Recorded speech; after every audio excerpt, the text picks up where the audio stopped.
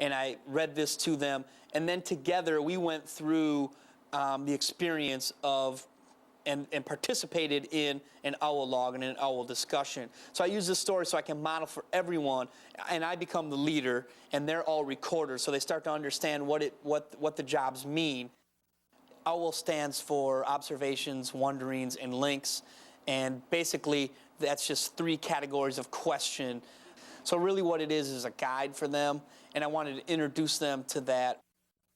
The first part of the OWL discussion, we've read the story, is this. What do you have to say about today's reading? When this question is asked, and the leader in each discussion should ask the question, anything that comes to mind is acceptable for observations. It's simply asking you, what did you notice about the story? What did you observe about this story? Let's start with that. What observations do you have about today's reading? Cameron? It mostly deals with prejudice and how if he tried to help, she might have done something like she would have screamed or something like that. Right. Okay, so it dealt with prejudice. This is a good point to make. Vanessa, you had a comment, an observation. I think he was fighting with himself, trying to figure out what he should do because he was good, but he was scared, and that's something that she wouldn't be the same. Okay, right. He was scared that he didn't know how she was going to react. Okay, Thomas? I thought it was very interesting because this guy was trying to help her, but he thought her prejudice was too much for him, so he didn't want to help, but he made a vow to himself that regardless he would still help if that kind of situation would come to him again. Okay. Good. I did the whole group model where I modeled it as the leader. Then I divided them. I positioned them in groups of 3 or 4 students so that they could try it on their own. Now the wonderings. Pretend. All right. Wait, what would it feel like to be that character? Wait, What would but it feel first, like to be that character? Well, I mean, if I was a girl, I'm not trying to hide. I wouldn't like anybody pushing me on the ground, so I probably would have hit him too. Probably, I wouldn't want nobody disrespecting me. Okay. If she has a brother, she could have gone to get her brothers. That's what you think? She didn't even need her brother, though. She took care of it herself, right? All right. well, if I were that character, I would first of all, I would try to persuade them to let me play. But if they didn't, I would when the boy pushed her down, I would have got mad, like she did, and defended myself, just like she did.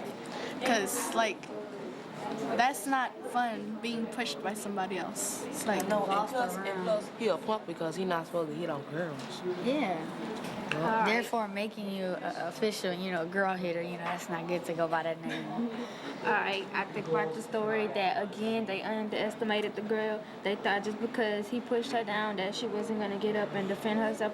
But she did, and she socked him up in his jaw. And that's what I would have did.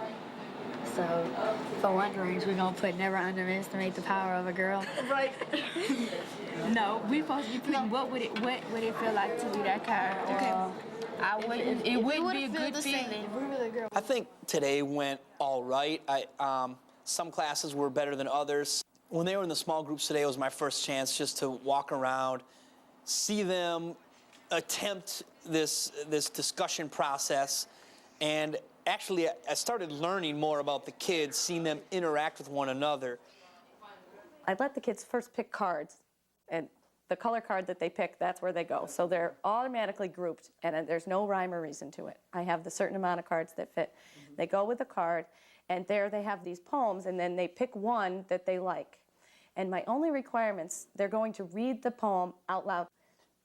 Everybody has to read, okay? And then my second requirement is to say to the group afterwards, what is it that you liked about that poem? But I'm immediately showing them how to work in groups without a lot of constraints. There aren't a lot of rules. They don't have to put their own personal stuff in there.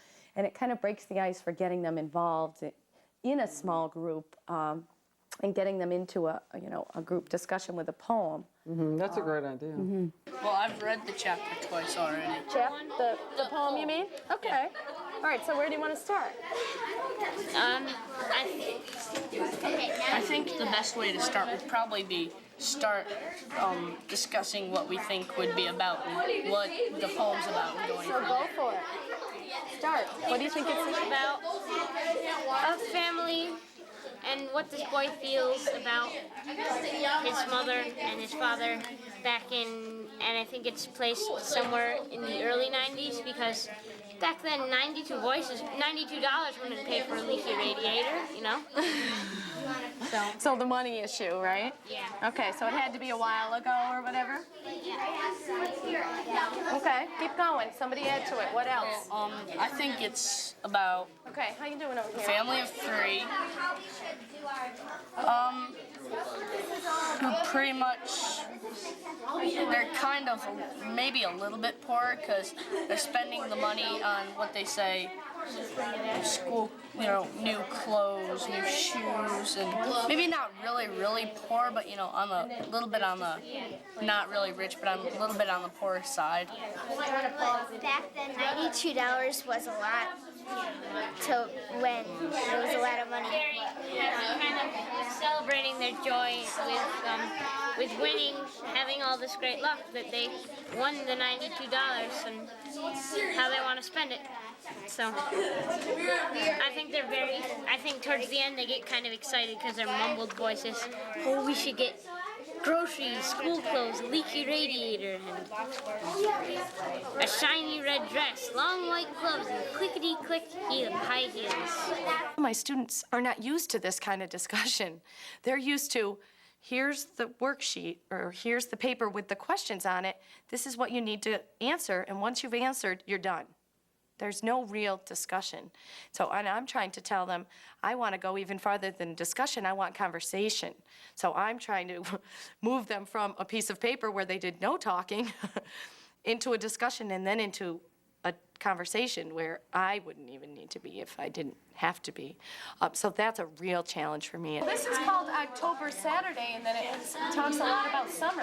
Because, like, they're saying how summer is going away, and, like, what stuff's happening. Maybe they're packing for getting all their summer clothes out of their drawers and stuff. Yeah, what kind of feelings go with that usually? What do you think? Like that it's sad and they wish that summer had lasted longer. Yeah. It's also, like, a feeling of change. Yeah, go ahead. Because, like, something new is coming, autumn, where you, like, get to ride your bike into the leaves, and then after that is winter, where you can make snow forts. I think I have to start slow and do little pieces and work with shorter pieces of writing, and so short excerpts or poems or picture books, just to get them into this mode rather than trying to tackle a longer piece all at once. What is this poem saying to you? What are you wondering about? Teachers might ask students to put their first impressions in writing. Having something to refer to often helps them get the discussion started. Okay, so here's the poem. Follow along, read along as I'm reading this to you. Tomorrow, when the farm boys find this freak of nature, they will wrap his body in newspaper and carry him to the museum. But tonight, he is alive and in the north field with his mother. It is a perfect summer evening, the moon rising over the orchard, the wind in the grass. And as he stares into the sky, there are twice as many stars as usual. Okay, 1 minute without talking about this at all. I want you to write in your journal, what are you thinking? Or what pops into your head? Are there any questions that you have in response to the poem? What are you thinking? When I'm doing particular lessons at the beginning of the year, it's not so much strategies for how the kids are reading, it's that I want them to see that we all respond to pieces of literature in different ways. So I'm just trying to give them different things to hold on to so that they can go back, and when they'll say to me, I don't get how you want me to respond to this. I want them to respond in the most natural way for them. What are your questions? What did you notice? What did you see? What surprises you? What seems significant to you? But you sometimes have to take them through that process at the beginning of the year. Okay, that was really fast. No matter where you are, I want you to stop. And what I would like you to do, at your tables, I want you just to go right around the table and share either what you wrote or what you were thinking or what your questions were about this particular piece of poetry. Okay? Where do you want to start? You can start. Well, I was thinking about what he was, or what the freak of nature was, and it made me think of when, on my birthday, I sat outside and watched shooting stars all night. It made me think of, I was trying to think of what it was too, but I never came up with anything. But it made me think of when, in the summer, when I'd go outside with my friends and we'd watch the stars and play outside, and I just pictured the moon on the orchard and the whole scene. It made me feel like you were just looking around like on a nighttime, and you were just like, it was a really nice night, everything was really everything was really clear, it looked just so plentiful, and it looked like a paradise, and the person was just living up the landscape it was in. It reminded me of when I was outside with my cousin and my sister, and we were watching the stars.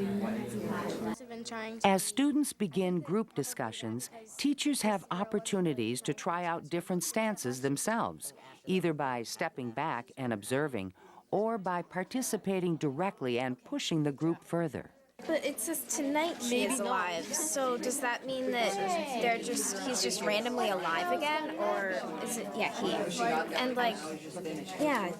And is he dead the rest of the time and just randomly coming to life? I don't know he's dead. I mean, they could wrap him It says alive. tonight he is alive. So therefore, he must have been dead at one point, most likely, from what it's saying. We're very confused. Yeah. Okay, that's good. What's the title?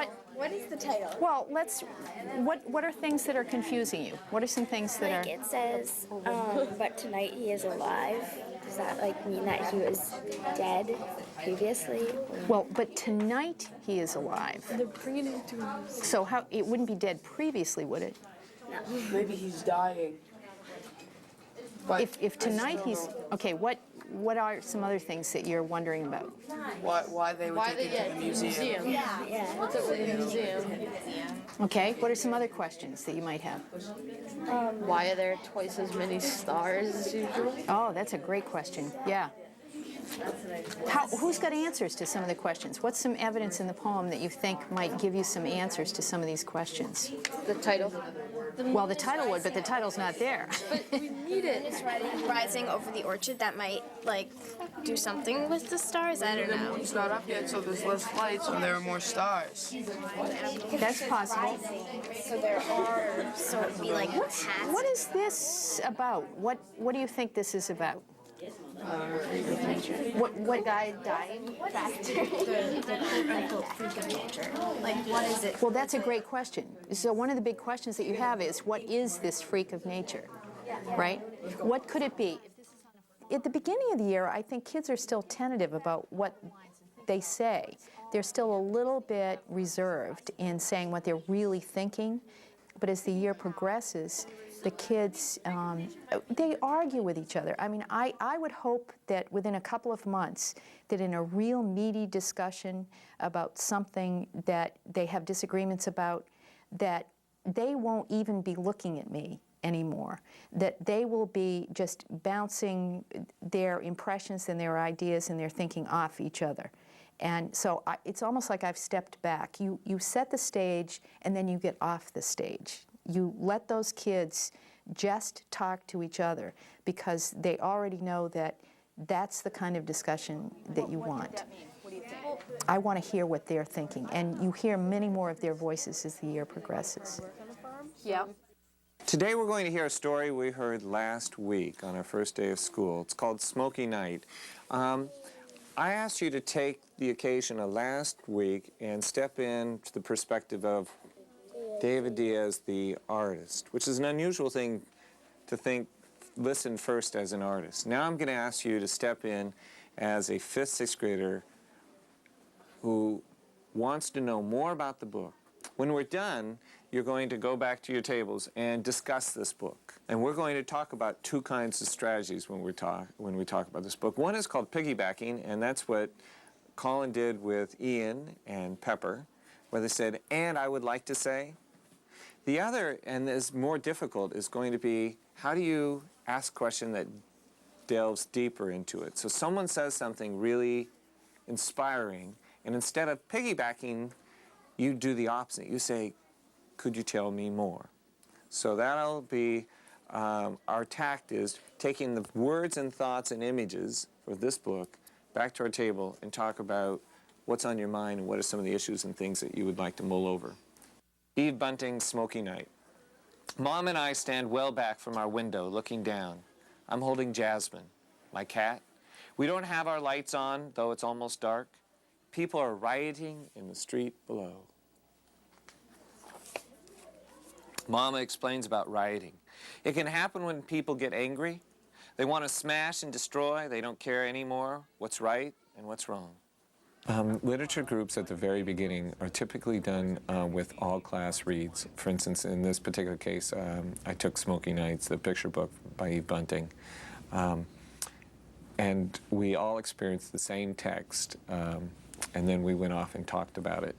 And from that, we first would just generate that whole notion of what it is to talk about books. I'm just going to interrupt right now.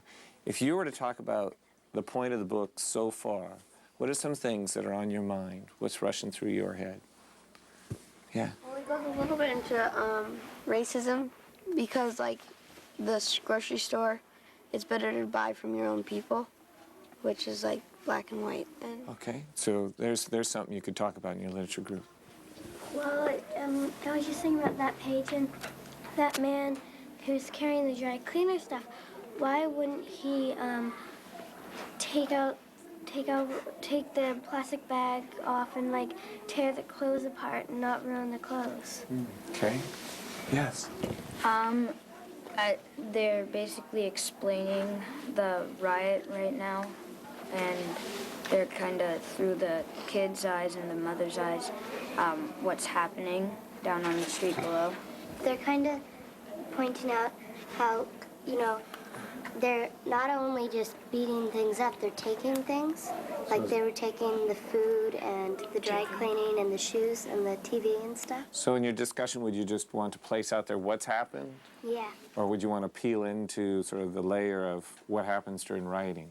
Yeah, I think I found that interesting because, you know, it's like why a lot of people think rioting is just basically beating things up and smashing, but they were actually taking, which I found interesting. Thanks. Last word from Lizzie. I think that the mom kind of like knows that they might like come here, and I think she kind of knows, but she's just like hiding it from the kid because she doesn't want him to worry or get upset.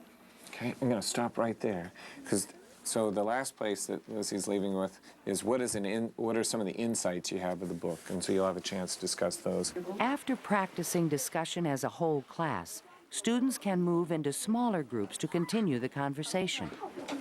Yeah, I think the writer was sort of like trying to add in a little bit about the racism because it's like around LA, the suburbs or something around there. And because when they said we try and shop at our own people's stores, that I was wondering if she's black or if she's white or, you know, Mrs. Canvas. Kind of like she was black. Because like they said, the artist, she doesn't put, David Diaz doesn't put any white, so I'm not sure if any of them were white or if they were both black. Right. It's you can't really tell what they are. Like when his art's so different. It's not realistic. Like adding on to you, you can't tell. Like when she says your own people, our own people. And I thought it was cool how people in Seattle, the WTO, I liked how we could relate to that in a way that the book is kind of around LA and it's kind of writing about riots, but then at the same time, it's kind of really about the cats. Tell us a little bit more. What do you think about it?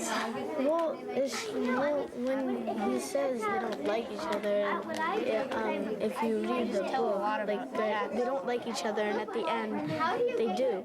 so it's just he's kind of writing. He's writing both ways. I love how it puts the detail that most writers usually wouldn't put in there. When kids got in their discussion groups today, I monitored by walking around and listening in on the groups, and I can remember feeling a sense of hesitation that are they going to be able to deal with this book at the level that I hope that they deal with it? And I was almost going to start put my questions up on the board, like, here's what you really should know. My gut was telling me that isn't what this year is going to be about. If this lesson really is going to crystallize into a myriad of other lessons, it's going to be about reading really good literature and trusting that they will get it at the heart of the message. And I think they did. I don't know how bad the riot really is. And also, she put him by the wall because if something came through the window, he'd be the least person to get hit. I think about what are the literacies the kids are gaining in that first month, and perhaps the single greatest literacy is that they have one, that they bring themselves to the text, that they, all their history behind them comes to them in that classroom. And that's my entry place. The book's about a riot. The initial discussions that you have early in the school year aren't easy, they aren't smooth, they're not necessarily the kinds of deep discussions that your students have with each other or that you have with your students later in the year. But they are critically important because they are times when everybody is learning. Everybody is learning what's expected, everybody is learning what is known, and everybody actually can have a good time getting to know one another and a good time getting into some really interesting discussions about material that they may revisit as the year goes on. It's the beginning of the year upon which everything, content, knowledge, strategies, and relationships develop. I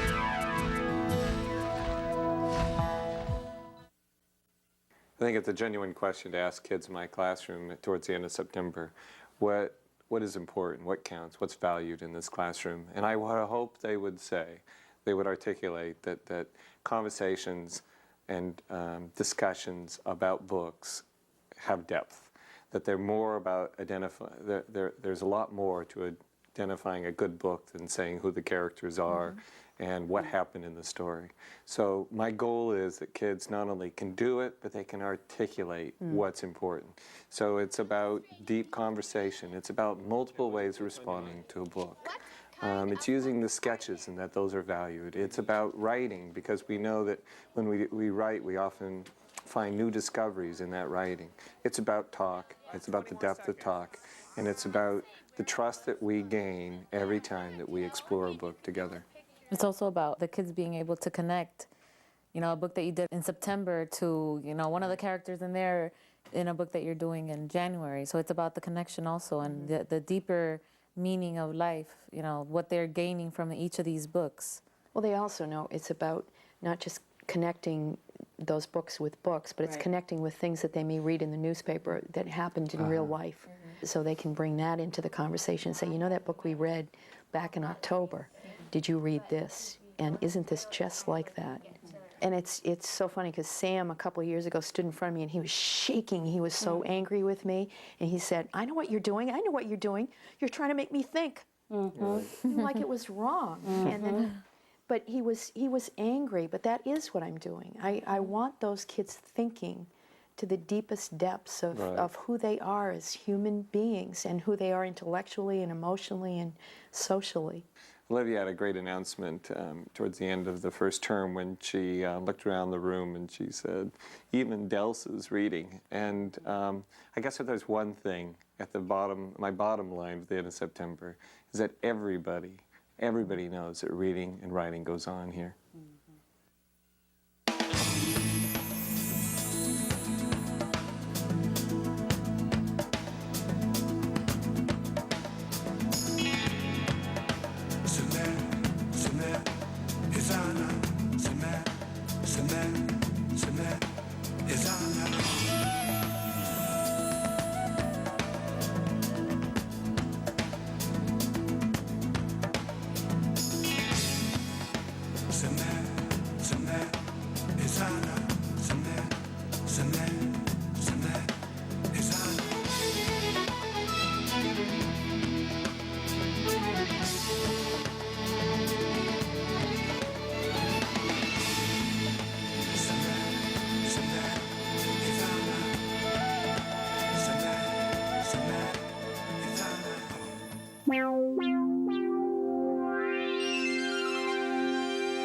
Funding for this program is provided by Annenberg CPB to advance excellent teaching.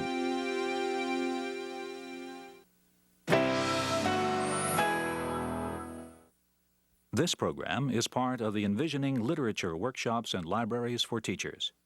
For more information, call 1-800-LEARNER or visit us on the web.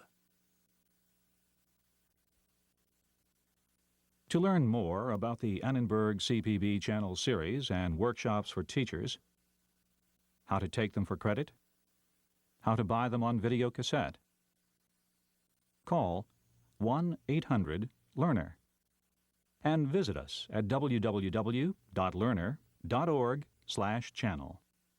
The Annenberg CPB Channel.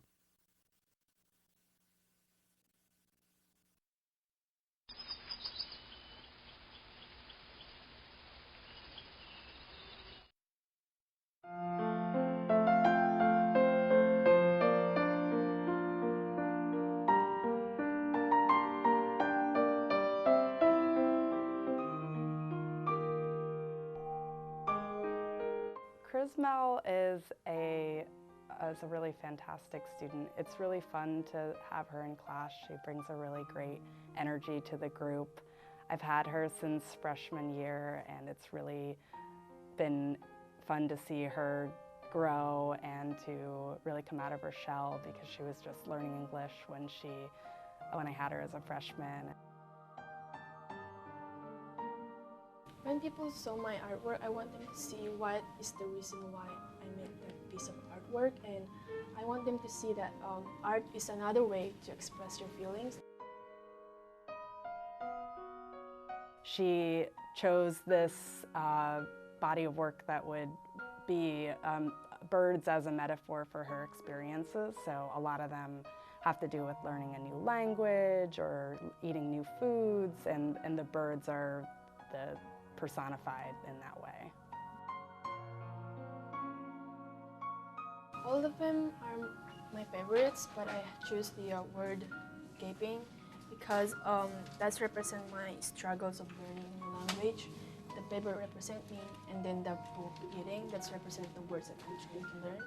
And then the mother is the United States, which is the reason why I am here, and then giving me another chance for my future. Chrismel is one of a kind. She's really a magnetic person, and she's extremely hardworking and always puts in 110%. Every piece of my artwork have a meaning. Most of them is about myself. That's why people can use that art to express their feelings.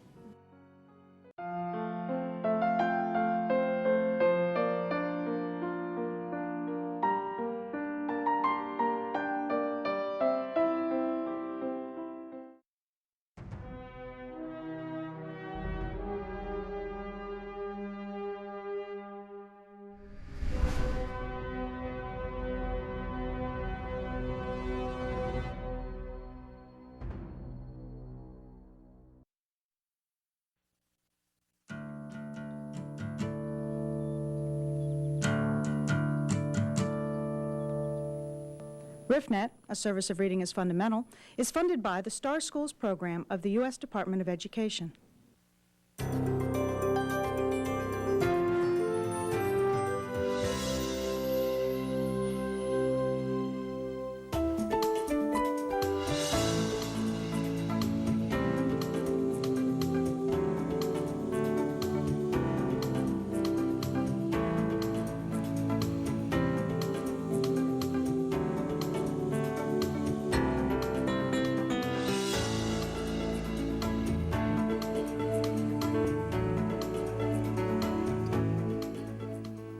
Hello, and welcome to this edition of Riff Exchange.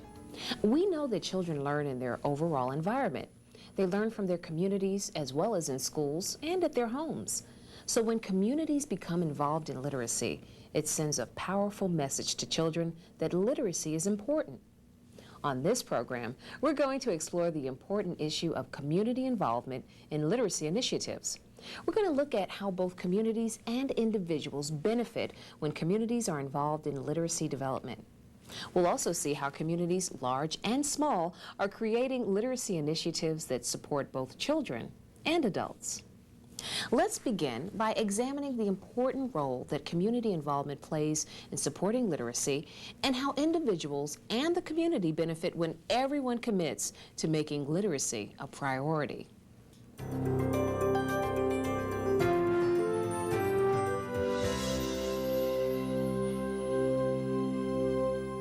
It's very important for communities to be excited about literacy because it's the community that really raises children, and children look around to see where literacy is visible and what's important in their community.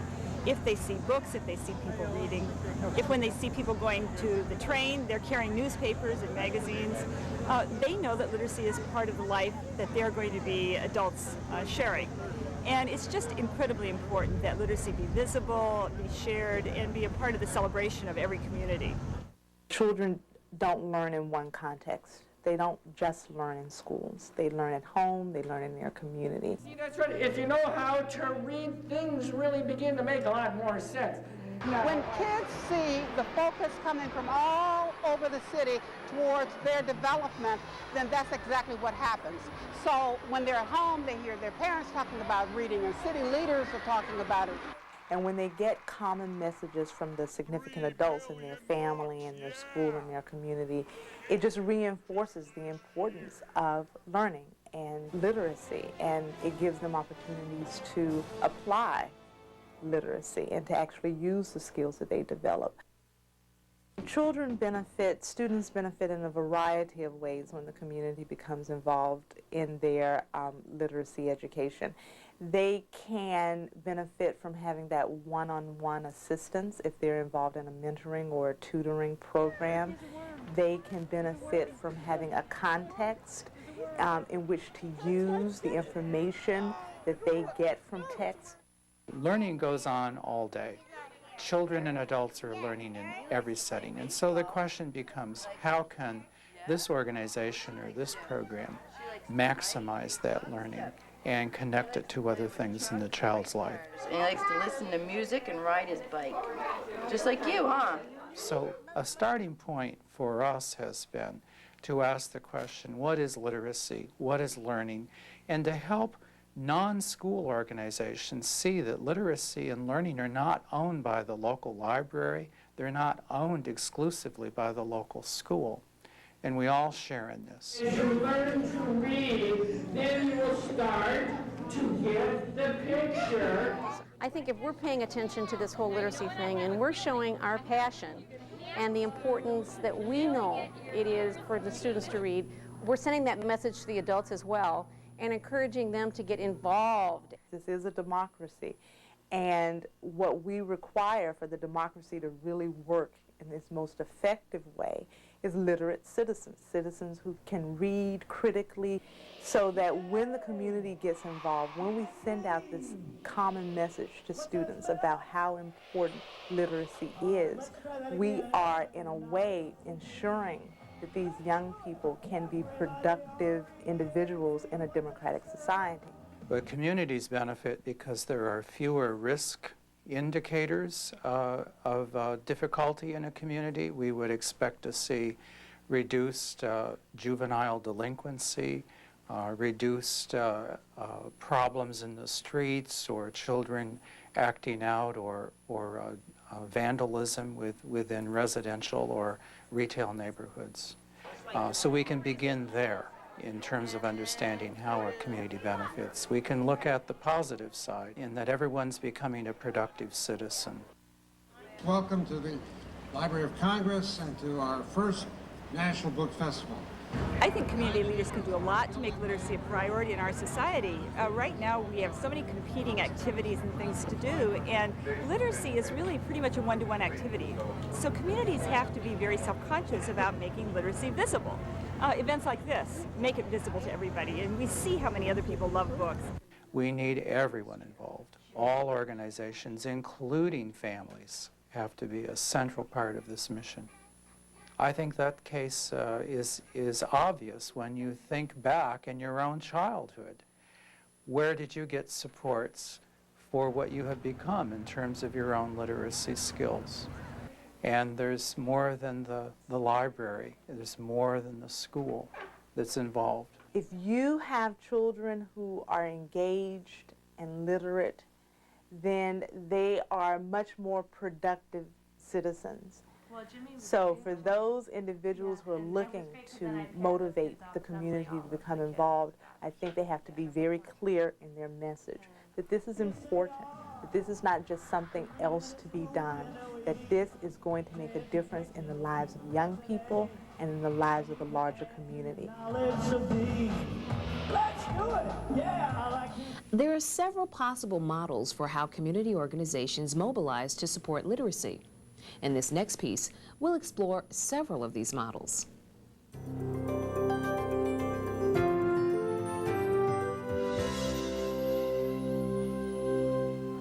Communities are the foundation in any kind of movement towards change. You know, you're never going to have change within a system unless everyone involved in that system is going to be a part of that particular change. Our research on how communities come together to support children suggests there are 4 stages that community organizations go through.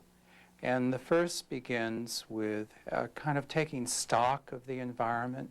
Where are children? Where are adults? Where are the natural settings? Where do we need to go to reach people? Outside of school, within school. What are the trends locally? What are the issues and concerns within this community and nationally? I think it was sort of a moment in time where a lot of people were thinking about how our kids were doing, how our families were doing. We started looking at where the parents are in relation to their literacy and the problems that maybe we're having in school with kids reading and writing. Having an education is the one key to a child's future, and we know that the factors that either help or hinder a child's performance in school are very multifaceted, and it's not just about the child or the family, it's about all the community factors or what's impacting the child. One time this school was a school that parents didn't want to send their children here. The community just gave up on the school. And so people began to look at the school, and some parents began to talk, said this is our school. Community people said this is our community. And then some other people began to look at it, you know, and they began to reach out to other agencies. And the agencies all came together and said, yeah, you're right. We can bring about changes if we work together. We've built a culture of literacy here in St. Paul. That's what we've been trying to do, is build a culture of literacy and let students know that reading is an essential skill that we all have to function in our society. The second stage is to set up a collaborative structure, and the key word there is collaborative. It's just one word, collaboration. That we have decided that the best way to address the needs of this particular community is to bring in outside resources and collaborate in one direct fashion, that we all have one purpose and one goal in mind. We didn't start out with a program that was well-defined. What we wanted was everybody to be able to put their thumbprint on it. So, here's what happened. Organizations like the National Council of Jewish Women and the League of Women said, well, if St. Paul kids are going to read 25 books or more a year, they're going to need more books. So they started a book collection. So annually, we've collected, one year, 20 tons of books that found their ways into the homes of kids. So the pastors at all of our religious organizations, they've been talking about reading in their organizations, some Boy Scouts and Girl Scouts. Here at Quitman Street School, there's just remarkable collaboration with different agencies. In addition to the health clinic, we have a community school model. So we have community agency cooperation in school, kind of orchestrating the whole situation here at the school in collaboration with the principal. The literacy team is a group of people that meets monthly in the school. They help coordinate with the adult basic education. They help identify families that need literacy support. They come up with ideas, different programs that will help. They also do things like when we have a program for parents, the teachers and the members of the team will run a parallel program for the kids. So the parents and the kids are reading the same book and doing activities. The third stage is to find some common ground. What is our shared vision of what we're trying to do here? What do we want this community to look like in terms of literacy supports? And I think that stage has to be very respectful of the core missions of organizations. I think that's the thing that we've seen in Eden and communities like Eden, where you have active family literacy program involved in the community, is that parents are working, they're studying at the table. We study at tables at home in Eden with parents at the same time that children are doing their homework. So what you have is the parent modeling education. And you know, even if the parent's struggling, it's really powerful to see your parents pull out their books. Well, we all have to take ownership in the lives of our children. And when we see our community businesses and community partners coming in and showing, hey, even though these are not our children, these are part of our community. It's important to have community involvement in all the areas of the school, not just in the literacy. When the community takes an interest in the school, the children learn. And once the children know that we're working with the community and the community knows we're working with them, we get a lot of cooperation, we get more parental involvement, and we evidently get more work out of our students. Our corporation, Prudential, feels very much a part of this community, and as such, we think we have a very important role to play in terms of community literacy. We know that literacy programs outside of schools are very important, so we think it's part of our mission to participate in that. The fourth stage in how communities better organize themselves and come together for kids and adults around literacy is what we've called maintaining adaptive momentum, and that's kind of a fancy way of describing a real problem community groups often have of keeping things going. Now, this particular venue is part of what we call our Global Volunteer Day. It's one day, but it's only symbolic of what we like to do the whole year round. So it's important if we get an employee here, they get to work with a child and have a really good feeling about it and feel they're making an impact, they'll come back. The volunteers, I think they demonstrate to the children that there are people in the world that care about them, that don't necessarily look like them or come from the same neighborhood, yet they are capable of empathy and caring, and they become devoted to each other. How can communities and the people in them help kids become lifelong readers and support their instructional needs? Well, many communities, like Newark, New Jersey, are creating tutoring programs that address this challenge.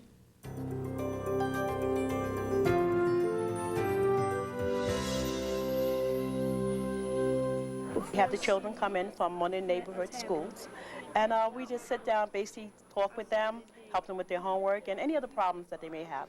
The benefit is, I think, as far as being able to communicate with an adult, talk on, and as far as I'm concerned, talk on the same level as someone Wayne's age, see what their problems are, what their concerns are, actually get to hear what the younger generation's, thinking about. I think the corporations gain in that they gain the respect of the people in the neighborhood, okay, in the community.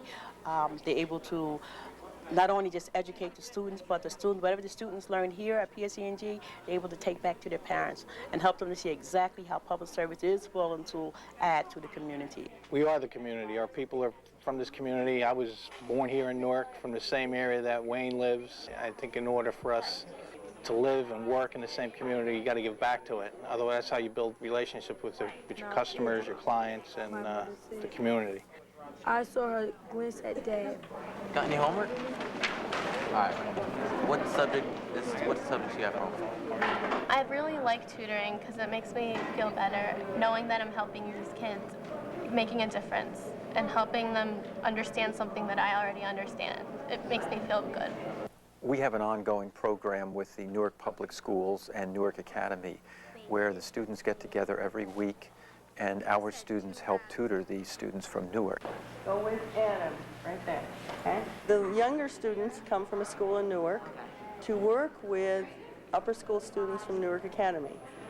They serve as mentors, as role models, to encourage the younger students, to work with them on whatever learning skills they might need to have reinforced, and we do a lot of fun activities. And the kids from Newark are equally, in some ways, very limited in what they have seen in life, don't often have opportunities to come and interact with people from the suburbs. So not only are they interacting, but they're interacting in an environment where they're getting some help, they're learning more about reading and study skills in general. I think the Newark Academy students gain a great deal from it. They learn to work with younger students, they learn about different aspects of community, they learn how to share the skills that they know, and for some it's sharing skills that maybe they struggled with when they were younger. And so they can kind of have some compassion for the younger students. I like tutoring because I get to meet like kids like Marquise. He's a really nice kid, right, Marquise? All right.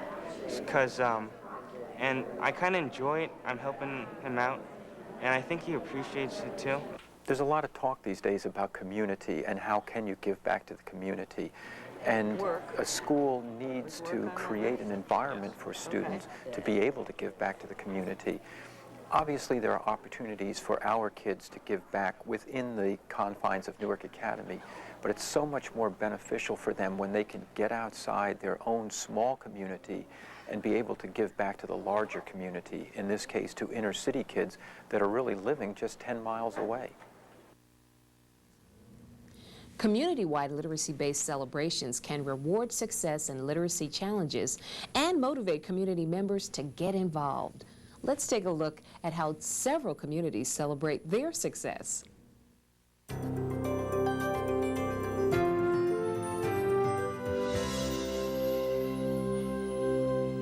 I think celebrations bring people together, and that's what creates an importance about them. They focus on what everybody's been creating as an atmosphere, creating as a target, creating as an agenda for an X period of time. So to bring everybody together and refocus their efforts and celebrate the fact that a wide variety of people can contribute to that effort helps spur new ideas, helps reaffirm that this is important, helps the child see that it is the whole community that's providing support to him in this important learning area.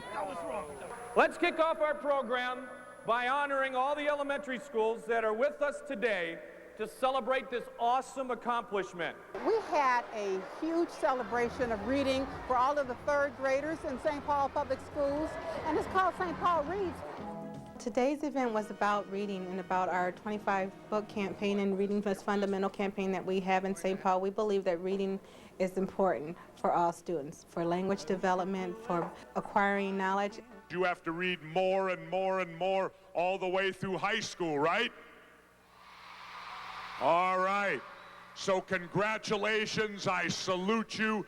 It all starts with reading. If you can't read, you're not going to be successful, end of case. And we've got to make sure that our kids in third grade can read. And I think when you do it as a community, it inspires children that much more to be part of that community. And when you get them in good habits, you start them at a young age, by third grade they're reading, they'll continue reading their whole life and they'll be better educated. We all win then. So Ernest, I'm going to change you into a bunny. Focus, focus, corny jokers. This is the St. Paul Reads Week in our city, and we were thrilled to have the magic show to bring that to real life for our kids in reading. It gives me an excellent opportunity to bring that into our school and to connect to our city. And it gives us a real good way to bring our families into a focus of reading with our school and our city. Since your school is the leader in the school district, I have two special friends coming out. The Lunar Snoopy was donated to our school because our school read more books than any other school in St. Paul. We got excited about reading at Mississippi, and we're getting excited about reading this year. You saw at the assembly with our staff members dressed up as Snoopy, and then when Dewey Reads came out, our kids were really excited and motivated, and our teachers are very excited and motivated, and we talk about reading all the time. We have children that don't get to do a lot of things outside of school, and then we expose them to these things through reading and through books, and they get to go on exciting adventures.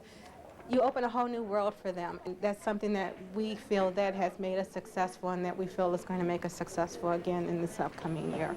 I want everybody to march in place right along with me. Here we go. Oh, beautiful forestation skies, forever waves of... We have to rely on everyone in the community pulling together to ensure that our kids are prepared for the future, because in preparing them at a young age, that's patriotism. Because these are our leaders of tomorrow, and we've got to get them ready for the leadership role that they have to take tomorrow. Way to go, everybody! St. Paul reads!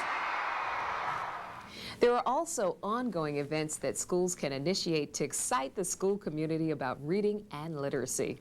Nutter Fort Primary School in Nutter Fort, West Virginia has found a way to get their entire school community reading.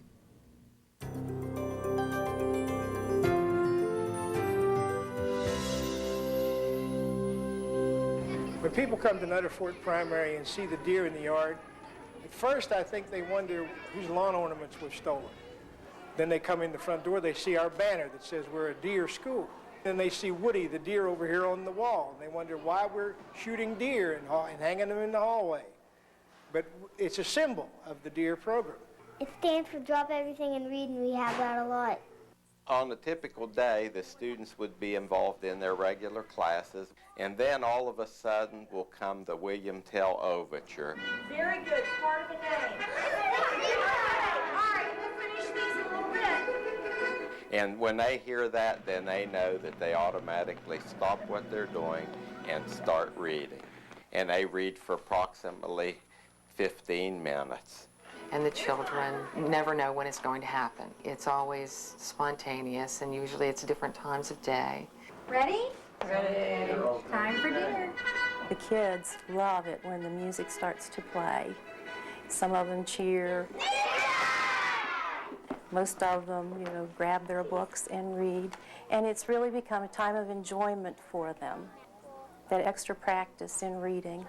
And I think it's helped a lot of the kids, especially our Title I kids, who don't get that much experience in the home. We just like to read when we have the deer music because it's so fun to read. It's their time, let's read. Everybody drops everything, all the service staff, all the professional staff, everybody. The message it gives to our children is reading is important. There's not a better message we can give them. As a second grade teacher, I don't want to just teach them to read. I want them to be lifelong readers. DEAR does that by giving them a lot of opportunities to read on their own, to read things that are their own selections, and it's just contagious. It has also increased our parent involvement a great deal. And when we started this program, the kids would go home and they'd say, "Mom, Dad, I want you to read with me tonight." The DEAR program is excellent. My daughter loves to read. Both of my kids that go here love for me to read to them. And it also builds a relationship between me and my kids. I know my son really enjoys this program. They take him into the library and do reading time with them. They bring home buttons that have deer on them. I know he enjoys it because he even read to me last night. Well, I think it's what education's all about. It's about getting a lifestyle that you build into your kids. And the kids love reading and they love what it produces in them. So I'm excited about it. The program that we have with the community and raising donations for the DEAR program helps in a lot of ways because it gets our message out there to the public, what we're doing, why we're doing it. It also gives those community-minded individuals and companies in the area the opportunity to be involved in something where they see value for their money. One day, the lady who owns Dairy Queen came over, and she was actually looking for a partnership with someone, and particularly the reading program. And that has been our biggest and our best supporter. She set up a program whereby people could bring in used books to her Dairy Queens, drop them off, when they drop off a used book, they get a blizzard. The commitment on our end shows that we are dedicated to helping the school and to helping our children, and it ends up helping us both. It's like we help the children and the customers come in, they support us, so it's really like a joint community effort. This DEAR program has spurred more attention on reading than any kind of program that we've ever done in the past. Just the word DEAR, the students get all fired up for reading. I am hooked on DEAR time, my favorite time to read. By reading books, you learn new stuff. I like reading books. Helps me learn. Reading helps your mind grow. Right when I heard all about DEAR time, I started reading tons of books, and then I got into it in the end, and I love to read. As a principal, some of the things that I do for DEAR, we have DEAR time with the principal, where students come into the office and we sit down. They have their little camouflage seats, and we sit down and we read, and they really enjoy that. We really enjoy it. The DEAR program's impact at Nutter Fort Primary is immeasurable, particularly in the element of skill development. Even though they're not necessarily the ones doing the reading all the time, listening to